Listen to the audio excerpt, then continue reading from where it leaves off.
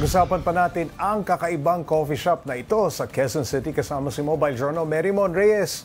Abay, hindi ba nagtitipid lamang yung mga may-ari ng coffee shop? Actually, magastos pa rin siya. Yun na ba yun? Pero mas napaglaanan daw nila yung ibang dapat paggastosan doon, Pops J. Aba, hindi raw ba nalilito yung mga dumadaan doon na pagpunta nila doon, uy, naku, sarado pa sila, ginagawa pa. Hindi ba ganon? Pops J, second floor pala siya. So yung itsura niya sa labas, nung pinaka-building niya, makikita mo yung pangalan nung Resonate.Coffee. So mukha talaga siyang normal na cafe. Yung pagpasok mo lang talaga sa loob, doon yung mapapaisip ka, lalo na kung first time mo pumunta doon, na hindi mo alam na ganun yung aesthetic niya, mapapa-double take ka talaga, Pops J. Double date ang sabi mo, ha? Double take. Okay.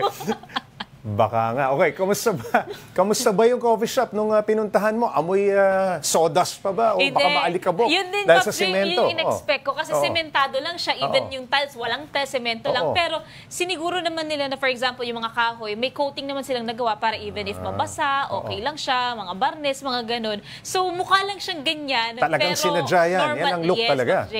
Sinustain nila yun. Kamusta naman yung kape, Marymon? Baka naman hindi rin tapos.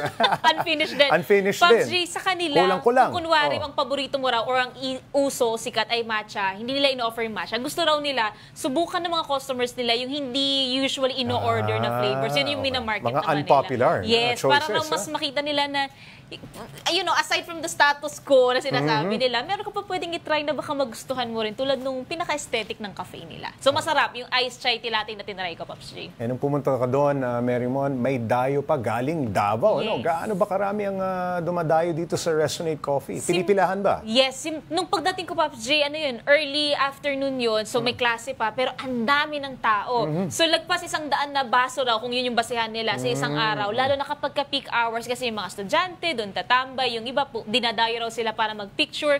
Kaya they were happy na simula nung nag-boom ito online, mas naging paldo na raw yung market nila, yung business daw nila. Sa dami kasi ng coffee shops ngayon, talaga mag-iisip ka na ng kakaiba. Sabi nga nung iba, oversaturated na raw. So nagpakita sila ngayon ng bagong vibe to the coffee. Okay, may plano pa bang kakaibang gimmick itong coffee shop na ito, itong Resonate? Inaaral nila ngayon, Pops J, yung mga food couriers para ma-market daw nila ito online. Pero pagdating dun sa iba pa, tinitignan pa nila kung meron pa bang ibang disenyo pwedeng gawin kung sakali mag-expand o magba-branch out pa sila. So, abangan na lang din natin yun, Pops J. Ayun, sana mag-resonate ng maganda. Okay, maraming salamat, Mobile Journal, Marymon Reyes.